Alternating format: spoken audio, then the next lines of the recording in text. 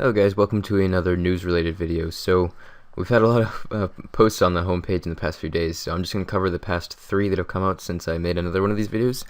And the first one is the updates that came on Thursday. Now a lot of you guys probably already know about this, but it's pretty simple stuff, just nothing really game changing, but you can right click pay on farmers now, which is really nice for doing farming.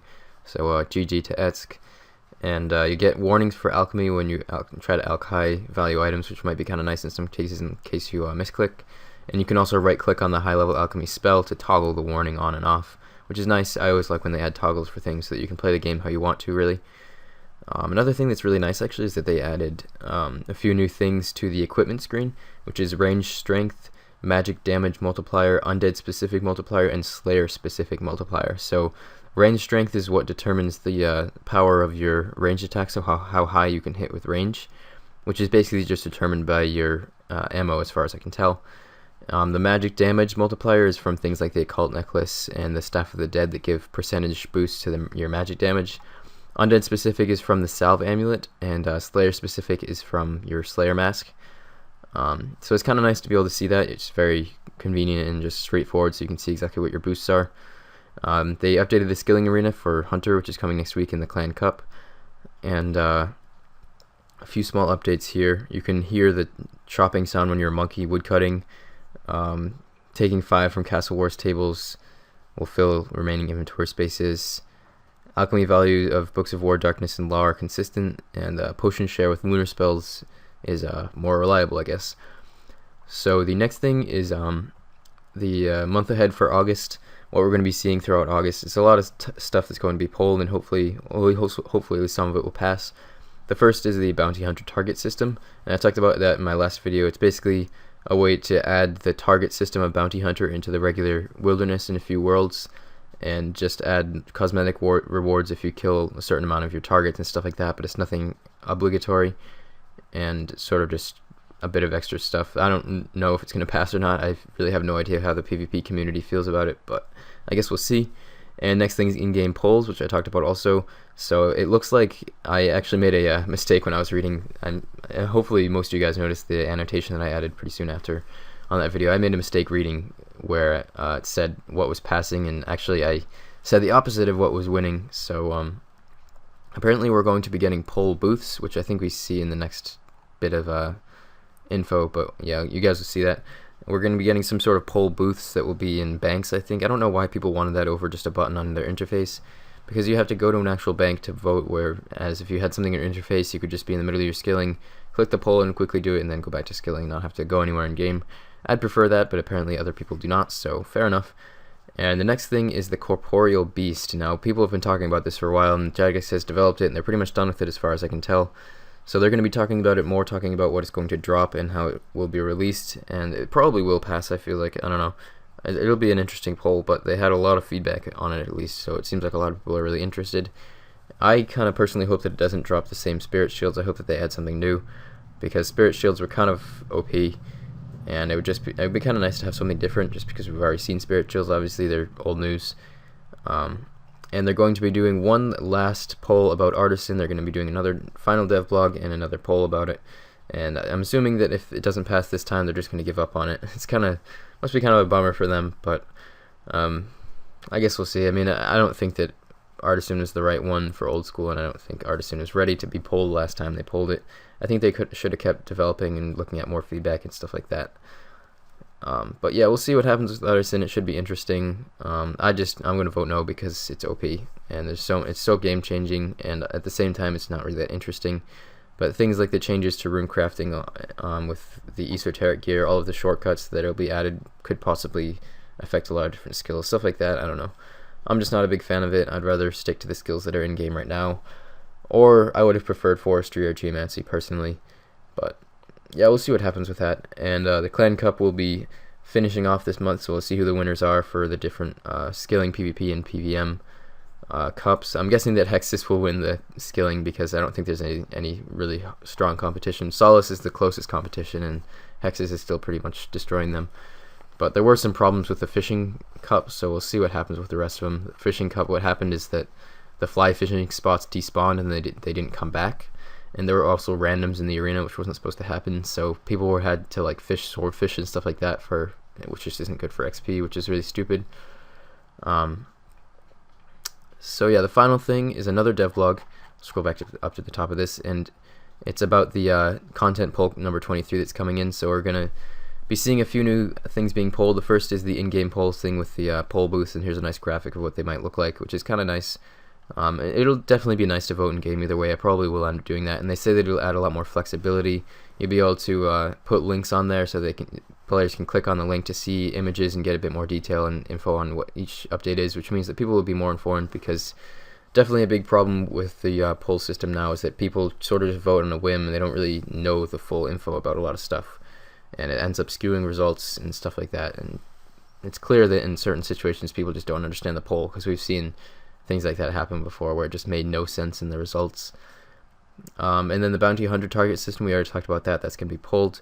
And next thing is really interesting is super combat potions. Now, the way this is going to work is you'll have a super attack, super strength, and super defense. Combine that with a torstal herb, and it creates one single potion that has the same boost, but it'll just boost all your combat stats the same level as a super potion, but in one inventory spot. So I'm sure that torstals already are spiking in price. I think I'll probably vote yes for this, just because it's high level herblore and they're tradable, and it'll end up just saving you inventory space, which will be kind of nice for PVM, PvP, anything really that you use boost potions for. It's kind of interesting that they didn't add magic and range to this, because that would be basically like an overload, but even so, these are pretty similar to overlords. Level 90 herblore to make them, so high level herblore. And we'll see how expensive they actually are, because I imagine torsos will shoot up to like 5 or 10k each, maybe even more. And then the price of the potions themselves is probably at least like 6 or 7k, I would guess. I'm not exactly sure. So it could end up being like 15 to 20k for one of these potions, which may or may not really be worth it, especially since in a lot of situations you only need attack and strength. But either way, it'll be interesting, and Etsk will make a shitload of money because he has like 75k torstals that he's farmed. So he's looking forward to this, I'm sure. And next thing is the proposed changes to the shove special attack, which is on the dragon spear, the Zamorakian spear, and the Zamorakian hasta. And basically the way it used to work is that if you were in PvP and you had like 10 people all use the special attack at once on somebody, then all of those would stack. So the person would be stunned for like a really long time, and they just had no chance basically, which made it really overpowered if you had a big clan using the shove. So they're polling it so that only one shove can be active at a time, and a player can't get shoved again until one tick after their shove has been ended, which would make it, I think, a bit more fair. Even so, I mean, you get shoved, and then you get out of it, and then one tick later you get shoved again, and you're still kind of screwed if you have like 10 people after you, but it seems like it would make it a bit more fair, so you don't just get completely stalled for like 10 or 20 seconds and then just die.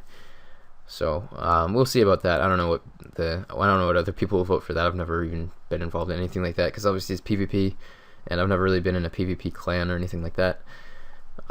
Next thing is RFD glove changes, so like the bearer's glove, stuff like that. They're polling so that when you die with your RFD gloves, 60% of the coin value of those gloves will drop on the ground.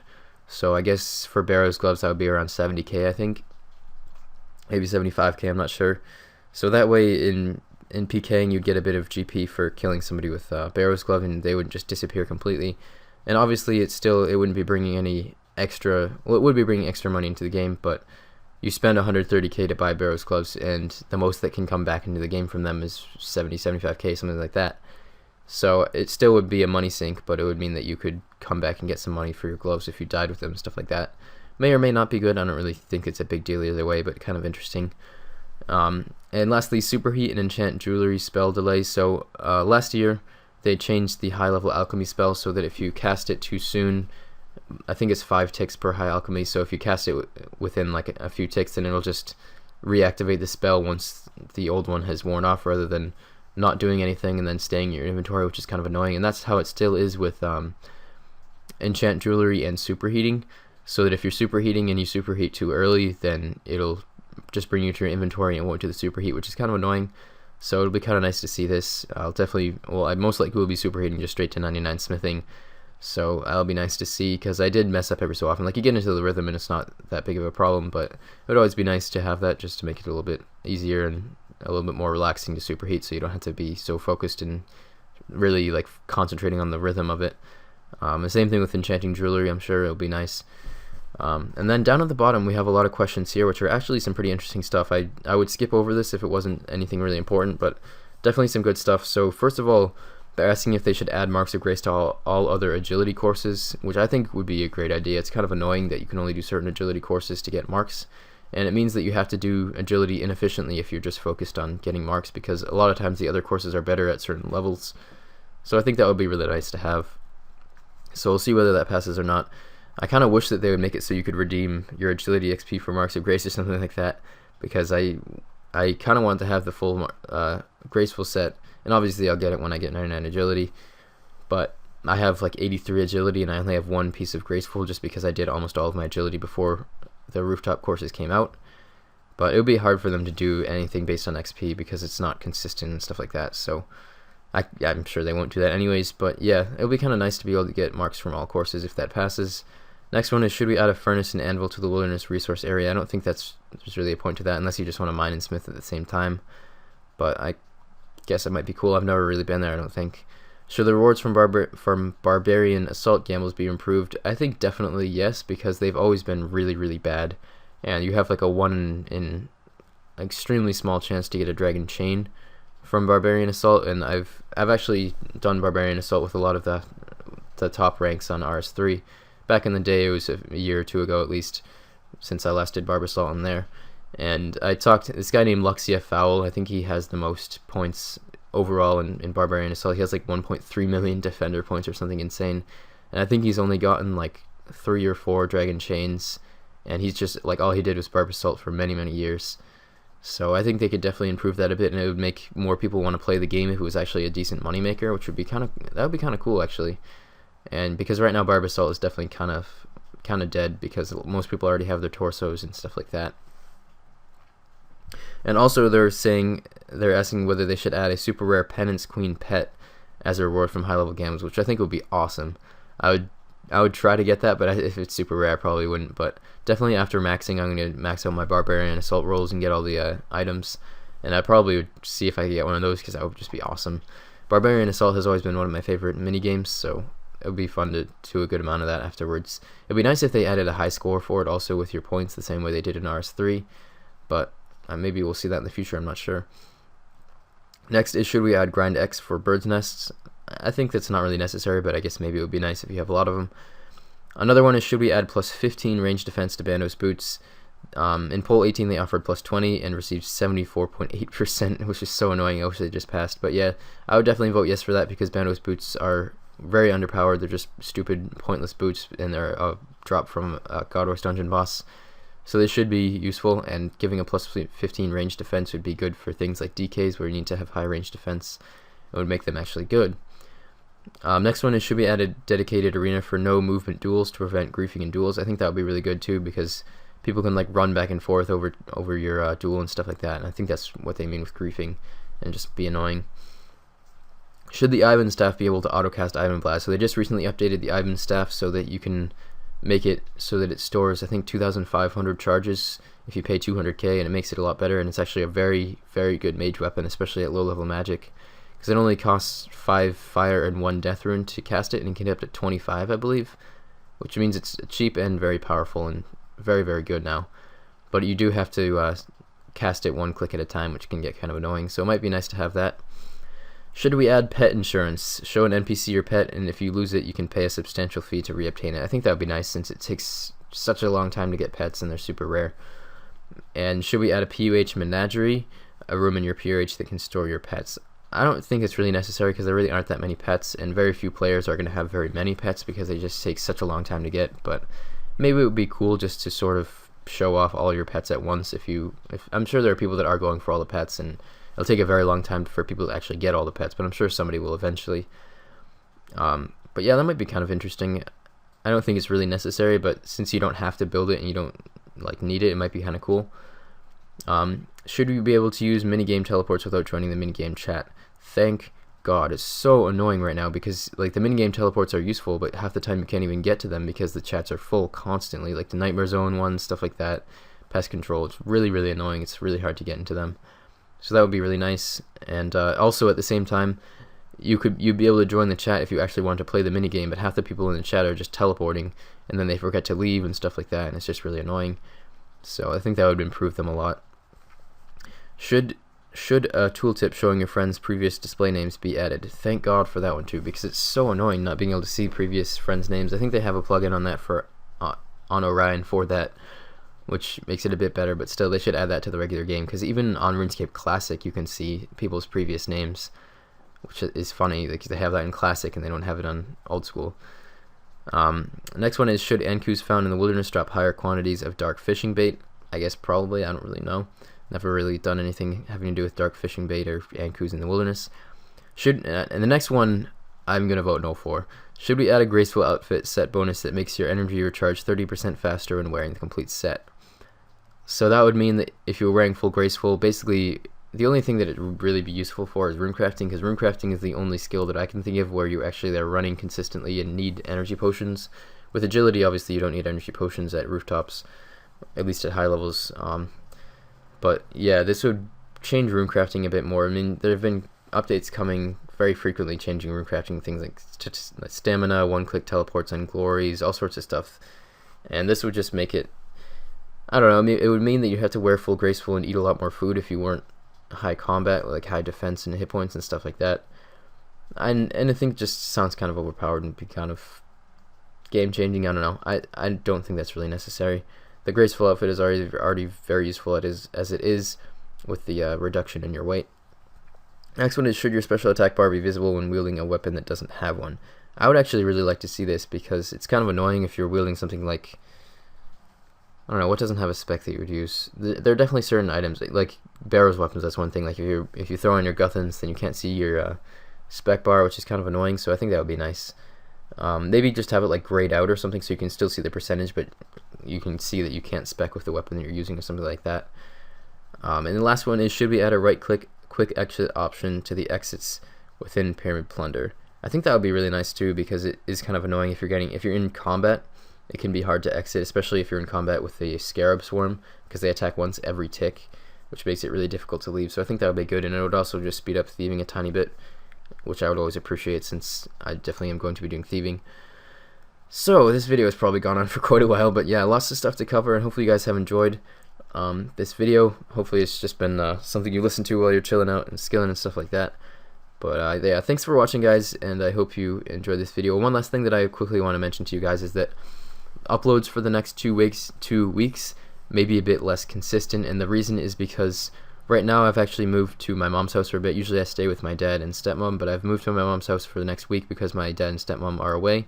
And then a week from now I'm going to be leaving on vacation for a week after that. So for the next 2 weeks I'll be sort of in a transition period and between places, and then once I'm on vacation I won't be able to actually make any videos. I'll try and see if I can have some pre-recorded videos and upload 1 or 2 during that week, just so you guys won't be completely without videos for a week or two. But we'll just have to see how that goes. I am going to be pretty busy in the next week. I have work. I have to pack up my stuff for vacation. I have to going out, doing some different things. I have to get my car into the shop, all sorts of stuff. So I'll try to get uploads, and I'll try to make some videos. I think I might try to do some efficiency tips, actually, because that's a series I've been wanting to start up, is an efficiency tips for different sort of like certain skilling methods, certain skills, stuff like that. And I think that would be really fun to do, because I know a lot about skilling. I'm not extremely high level just because I haven't put in the time, I guess, because I don't always have the time available. But I do know most of the efficient ways to train skills, and I've been hanging out in Hexus for a while, so you sort of pick up things while you're talking with all the high level and high ranks and stuff like that. But yeah, I just wanted to let you guys know that uploads, if I am not uploading as frequently as usual, that's why. And I'll definitely have a video right before I leave for vacation letting you guys know whether I'm going to have a video or 2 out during that week or not. And also, oh yeah, the final thing is that I will not be able to live stream at all for the next 2 weeks, which really sucks because I'm going to miss it. It helps me skill, and it's just a lot of fun. But yeah, my brother is right above me. I'm downstairs, my brother's in the room right above me, and he goes to bed a lot earlier than I do, so if I tried to live stream, usually I don't end up live streaming until later in the night because I work until like 10 or 11 p.m. and then maybe I turn on the live stream by like 11 or 12, and then he's already in bed and he can hear everything I'm saying and wouldn't be able to sleep and stuff like that, so I can't really live stream for the next 2 weeks, unfortunately, but I should be back by August 17th, I think, and then will be back to live streaming, and then I'll have like not even 2 weeks before school starts, which is pretty depressing. And hopefully I'll still be able to live stream some once school starts, but we'll just have to see. I haven't ever really tried to stream during school, or not like during school, but like during the school year, so I won't be able to do any kind of late night streams like I usually do, but I can see if I can stream for at least like a couple hours every here and there. I don't think that's a saying that people say. But anyways, yeah, that's all for this video, guys, and hopefully you have enjoyed. Thanks a lot for watching. Make sure to leave a like if you enjoyed it, and hit subscribe if you want to see more videos like these, and I will see you guys in the next one. Later, guys.